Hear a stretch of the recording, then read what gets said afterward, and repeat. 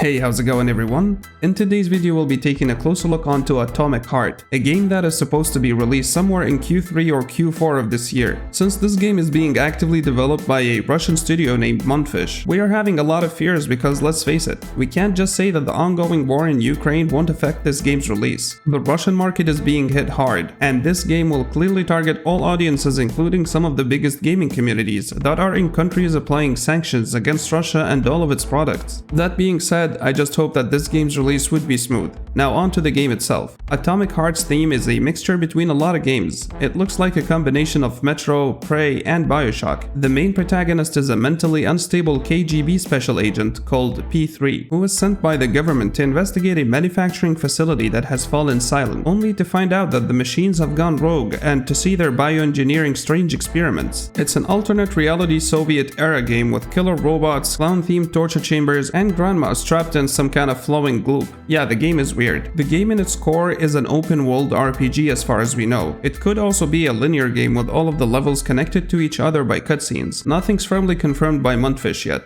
In the first level of gameplay, we see the protagonist exploring this experiment facility, holding what looks like a rifle from outer space, looking at writings on a wall which explain how a worm was developed to start having consciousness and realization of what's happening around it. Then the character that we're supposed to play as walks further down into the facility. We keep seeing a lot of those creations, strange looking robots that are showcased as if the facility got visitors before. Now for the gameplay mechanics. While you can use rifles and long-ranged weapons, you can also use melee weapons which look absolutely awesome. Like in the first fighting scene, the character puts away his rifle to pull out a mace that has spinning blades on top of it to attack the enemies. Right off the bat, this is a great mechanic to include, not limiting us to always grinding for bullets. Now I know that this game is still being worked on and is still to be released, but I get the feeling that the melee weapons, while scary looking and huge, did not show that effect on the robots that we'd be fighting against. Some robots start breaking apart when you hit them, but still, they don't fall or lose limbs because of this. They just keep attacking you like a tank. It's just not fair looking at the designs of melee weapons in the game. And for some reason, the player in this footage decides to take on a mini-boss with this same melee weapon, which really shows how ineffective it is against enemies. The player of course gets killed in this footage. We're also shown a level that starts in some kind of woods, which does show how gorgeous the game looks. The graphics look like something that will raise the bar for the game's genre. On a small side note though, if you look at the health bar in this footage, you'd notice that it wasn't like this in the previous footage. And the first scene, it was at the bottom of the screen along with other indicators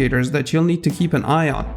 In this second scene, it looks like they just had it there so that they can play the game and know when to look for health refills. In the few scenes where we're shown how long-ranged weapons work, they just flopped in my opinion. This is still work in progress and I have very high hopes for the game still. In these gameplay videos online, we can also see that we'll have some gadgets to use like binoculars, and some abilities like seeing through walls, raising enemies, or using telekinesis to attack enemies with our bare hands. The way we refill the health bar is by injecting some kind of drug through our left palm. Our character could not only be mentally unstable, he could also be some kind of genetically modified soldier or more of a cyborg too. I did also notice that the weapons in the game are makeshift, and you'll piece them together from various metal parts detached from robots or taken from the household appliances or fragments obtained during the game. It's not known exactly how the crafting system works, but there will be plenty of ways to boost your damage stats. Weapons will include a railgun, a shotgun, an AK, something called a meat grinder, and melee options like an axe and a hammer. I can see that the developers are creating a huge amount of hype by doing giveaways and interacting with fans on Discord and Telegram, but this could be an indication that the developers won't be ready to launch the game this year, and they want to keep the fans close enough not to start losing them. I like how active the developers are in the community that they've built for fans of the game, but that won't save them if the game gets delayed once again, the same way it was delayed in 2021 before. Atomic Heart's story is designed to be played solo, but the developers say they're thinking about co-op mode. They've stayed quiet about what exactly they're planning ever since. They have revealed more concrete plans for PvP multiplayer, stating if you are ready to challenge other players, a secret railway will get you to a special region meant for PvP battle on their website. The developers sound like they want to put the game against mainstream titles with the addition of PvP. What they can do instead is just to include co-op, which will be a great addition to the game. Going through the gory world of the game and having to fight robots all day on your own can feel like a chore over time, and adding co-op will increase the replayability of the game. I think the developers can just focus on polishing the game itself and one multiplayer option, which should be co-op, to release the game as soon as possible. Atomic Heart will release for all major platforms: PS4, PS5, Xbox One, Xbox Series X or S, and of course PC. Pre-orders still have not gone live, but you can add the game to your wishlist on Steam for the meantime. Now this is it for today's video. I would love to hear your thoughts about Atomic Heart down in the comments section below. Hit the like button if you enjoyed the video, get subscribed for more daily content, and I'll see you tomorrow with a new one.